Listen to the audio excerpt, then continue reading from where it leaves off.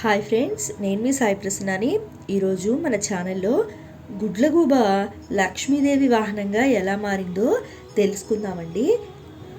అంతకంటే ముందుగా మన ఛానల్ని ఎవరైనా ఫస్ట్ టైం చూస్తున్నట్లయితే సబ్స్క్రైబ్ చేసుకోండి. పూర్వం కౌశికుడు అనే విష్ణు భక్తుడు ఒక గొప్ప సంగీత విద్వాంసుడు. తన భక్తితో విష్ణుమూర్తిని మెప్పించి ప్రసన్నం చేసుకున్నాడు. అయితే ఆ విష్ణు భక్తుడు మరణించిన తర్వాత వైకుంఠానికి చేరుకోగా శ్రీ మహావిష్ణువు అతడితో సంగీత సభని ఏర్పాటు చేశాడు. కానీ నారదుడికి మాత్రం ఆ సభకి వెళ్ళడానికి ప్రవేశం లభించలేదు. దాంతో నారదుడు లక్ష్మీదేవిని శపించగా అప్పుడు వారు ప్రత్యక్షమై నారదుడు పశ్చాత్తాపపడేలా చేశారు. మరి శ్రీ మహావిష్ణువు నారదుడు సంగీతం నేర్చుకోవడానికి ఎలాంటి ఉపాయాన్ని చెప్పాడు? నారదుడు సంగీతాన్ని నేర్చుకోవడానికి ఎవరి దగ్గరికి వెళ్ళాడు? అతను తన గత జన్మ గురించి ఏమని చెప్పాడు? గుడ్లగూబ లక్ష్మీదేవి వాహనంగా ఎలా మారిందనే విషయాల గురించి ఇప్పుడు తెలుసుకుందాము. పూర్వం శ్రీ మహావిష్ణువు భక్తుడైన కౌశికుడు గొప్ప సంగీత విద్వాంసుడు. ఈ విష్ణు భక్తుడు తన సంగీతంతో శ్రీ మహావిష్ణువును మెప్పించి ప్రసన్నం చేసుకున్నాడు. ఇలా అతడు మరణించిన తర్వాత వైకుంఠానికి చేరుకోగా అప్పుడు శ్రీ మహావిష్ణువు ఆ భక్తుడికి స్వాగతించి గౌరవార్థం ఒక సంగీత సభను ఏర్పాటు చేస్తాడు. అయితే త్రిలోక సంచారైన నారదుడు ఈ సభకు వెళ్ళడం అనుకోగా అతడుకు ఈ సభకు రావడానికి అనుమతి లభించలేదు.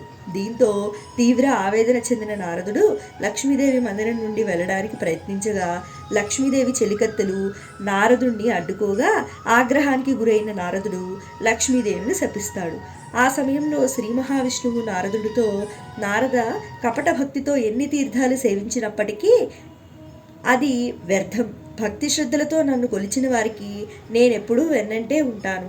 సంగీతంతో కూడా నన్ను చేరవచ్చు అని తెలియజెప్పడానికే నేను అతడిని సత్కరించాను. నీ శాపానికి మేము బాధపడటం లేదు, దాని కారణంగా మంచే జరుగుతుందని చెప్పడంతో నారదుడు చాలా బాధపడుతూ, దేవా, నన్ను క్షమించు, అసలు జ్ఞానం లేకుండా మూర్ఖంగా ప్రవర్తించాను అంటూ శ్రీ మహావిష్ణువు పాదాలపైన పడి వేడుకున్నాడు. ఇక శ్రీ మహావిష్ణువు, నారద, చింతించకు, నీకు నిజంగా సంగీతం నేర్చుకోవాలనే కోరిక ఉంటే ఇక్కడ ఉత్తరాన మానస సరోవరం అవతల ఒక పర్వత శిఖరం ఉన్నది. అక్కడ ఉన్న ఉలూకపతి దగ్గర నేర్చుకోమని చెప్పగా నారదుడు శ్రీ మహావిష్ణువుకి నమస్కరించి ఆ పర్వత శిఖరానికి బయలుదేరాడు.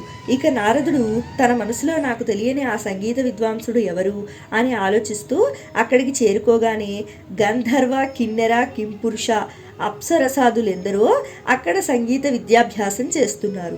అక్కడే నారదుడు వారికి గురువైన గానబంధువుని చూశాడు. నారదుడు అతడికి నమస్కారం చేసి, కౌశికుడు తన సంగీతంతో శ్రీ మహావిష్ణువుని ప్రసన్నం చేసుకున్నాడు, అలాంటి సంగీత విద్యను నాకు నేర్పించమని అడిగాడు.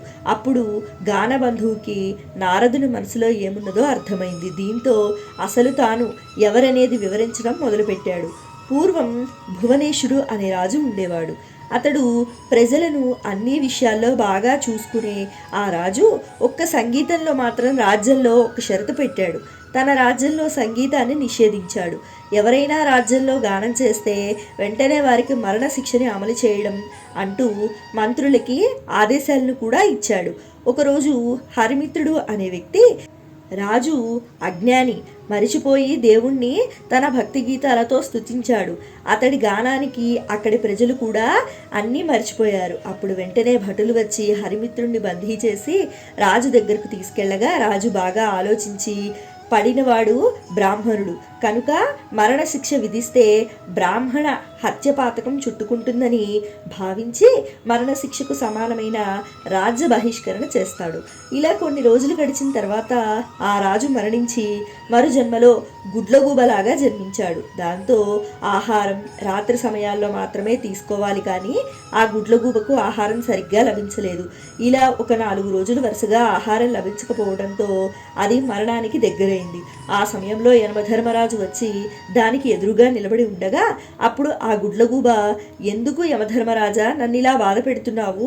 నేను రాజ్యంలో అందరినీ బాగా చూసుకున్నాను కదా అని అడుగగా యమధర్మరాజు, రాజా, నీవు రాజ్యాన్ని సరిగ్గానే పాలించావు, కానీ భగవంతుణ్ణి వేదమంత్రాలతోనే స్తుతించాలని అనుకోవడం నీ మూర్ఖత్వం అవుతుంది.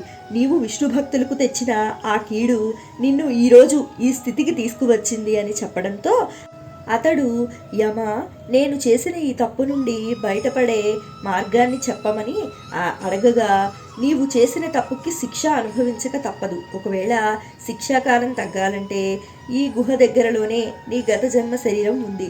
ఆ శరీరంలోని మాంసాన్ని రోజుకి కొంత చీల్చి తిను.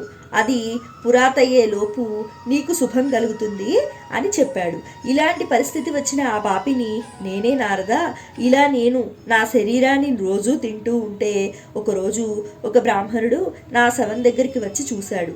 అతడు ఎవరో కాదు, నేను రాజ్య బహిష్కరణ చేసిన హరిమిత్రుడు. అతడు నన్ను గుర్తుపట్టి నా దగ్గరికి వచ్చి ఏంటి ఈ పరిస్థితి అని బాధపడుతుండగా వెంటనే అతని పాదాలపైన పడి, జరిగిన దానికి నన్ను క్షమించు, నేను భువనేశ్వరాజుని అంటూ పశ్చాత్తాపపడి తనకి యముడికి మధ్య జరిగింది అంతా వివరించాడు. అప్పుడు హరిమిత్రుడు, నీవు నా పైన చూపించిన ఈ మూర్ఖత్వానికి ఆ రోజే మర్చిపోయాను. నీవు అనుభవించిన బాధలు ఇక చాలు. ఈ రోజు నుండి నీకు బాధ అనేది లేకుండా గొప్ప సంగీత విద్వాంసుడవై అందరికీ సంగీతాన్ని బోధిస్తావంటూ పలికెను. ఇలా నేను సంగీత విద్వాంసుడును అయ్యాను అంటూ గానబంధు నారదుడితో వివరించాడు. ఇక ఇలా చెప్పడంతో నారదుడు అతని శిష్యుడిగా మారిపోయాడు.